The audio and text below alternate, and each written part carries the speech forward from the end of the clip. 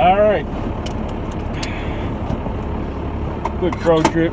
Just the next day, just showing the truck driving a little bit. I'm gonna go run and get some diesel and some other shit. Darker than fuck, so it's, you know, optimal filming conditions. Another plus is I got what do you call it? Less than ideal camera mounting location. I got away between my EGT and the dash and the windshield, but at least get you an idea. I don't know if it picks up on video, but the windshield is or the headlights are pulsing. And that's because of, I guess it's a stock Dodge thing. They just do it, especially first gens. It's the voltage regulator. It's getting a delayed signal from the voltage regulator to the signal wire from the alternator. Basically, it's delayed by like 1/10 of a second, and it's pulsing because it's getting a charged, discharge, charge, discharge signal. Like I said, 10-20 times a second. It's flickering. For real, I guess that's just a stock Dodge tech. You can fix that with the relay, and I think that's what I'm going to do. I might make a video on that.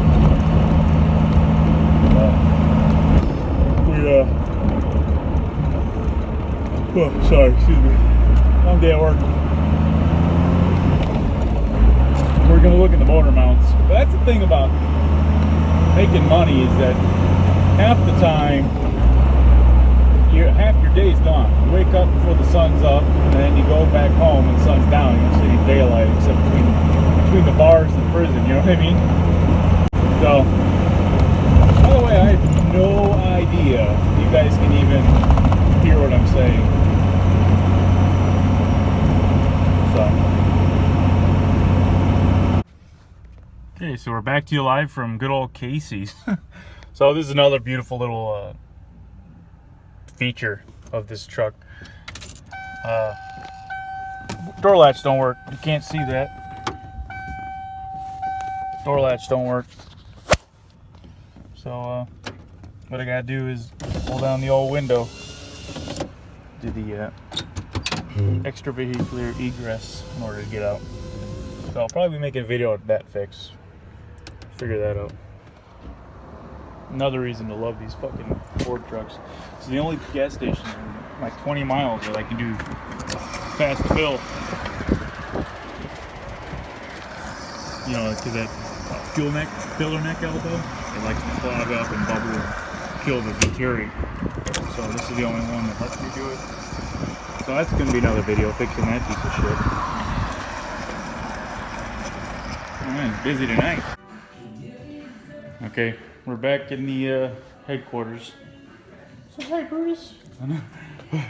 Oh yes. Oh. Oh. That's Brutus. He's the shop supervisor.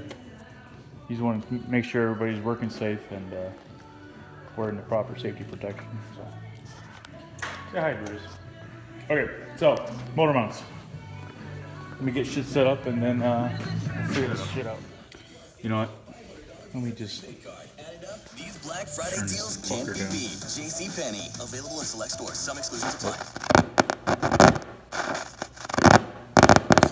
It's like the shit from Science. I don't know what the fuck's on with that. All right. So some guy was asking about the motor mounts. I think he wanted to do it in his '89 Ford. These are mine. These are. I plated. This used to have a 351 Windsor in this truck, and the motor stands for the 351 are still sitting right there. If you follow the beam of the light, what I did is I went off the Dodge 2nd gen mounts and built my own drop-in like V8 stand style.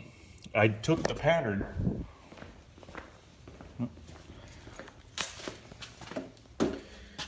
Off of my this old ZF5 2-wheel drive. I was gonna put in the truck. I ended up with a 4-wheel drive.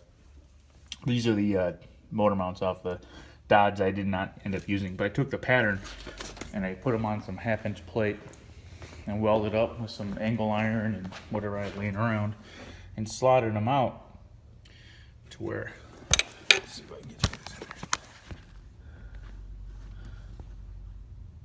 Get some good lighting. So what I did was, that plate was bolted to the motor. I slotted where the bolt goes and welded that on both sides. And then these are actually first gen motor mounts that I drilled a hole into the top of the stand and the bottom plate. And that plate is bent for a reason. And I cut a pizza slice basically and welded it to the frame itself. Like I said, I've got about 6,000 miles on this, and it's no problem whatsoever. I actually just welded onto the stand, no problem whatsoever. On this side, the only problem is it's just a little tight on the power steering. And the power steering is a fucking, I had to get real creative with that, but not really leaking. A drop or two every couple thousand miles is not a big deal. Yeah, on this side, not too bad. Other side, same story. Not bad at all. See if I can get dodge the turbo here.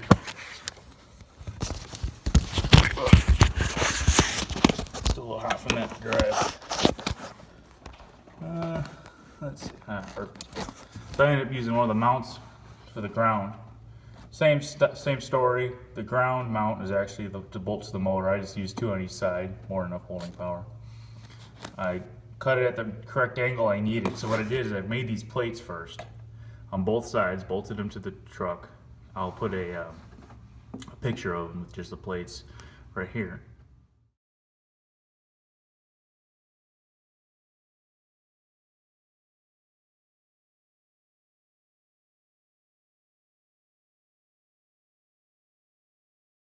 And then I took the first gen mounts, bolted them to the plate, and then found out where my slot needed to be to where I can drop the motor directly in and out without any interference. That way, if I ever needed to pull the motor, it wouldn't be a fucking fighting the motor around bullshit. So that's what I ended up doing. It's pretty simple. It wasn't that hard. It was pretty much just cut. It found itself. It's really not that bad. I managed to clear everything. Everybody say you need to beat the firewall. I didn't beat the firewall in. Get the valve cover off fine. Just take the insulation out. Say you need to take the V8 stands out for the 351 or the 460 or the 7.3, whatever you're putting in there. And actually, I didn't even need to let's see if I can get a fucking, I didn't even clearance anything on either.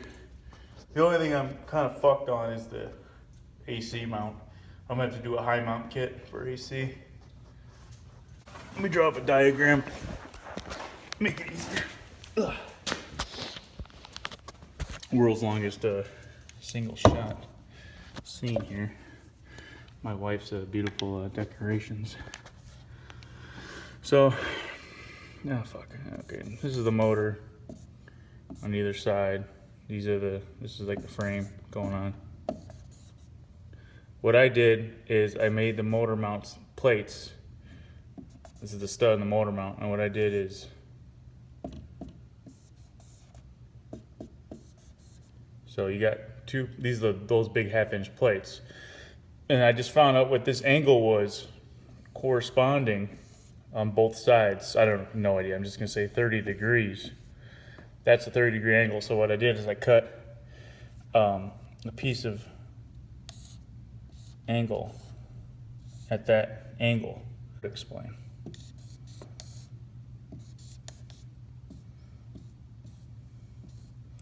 And what I did is I cut it on both sides. That's horrible, but I'm not an artist. I'm barely a mechanic.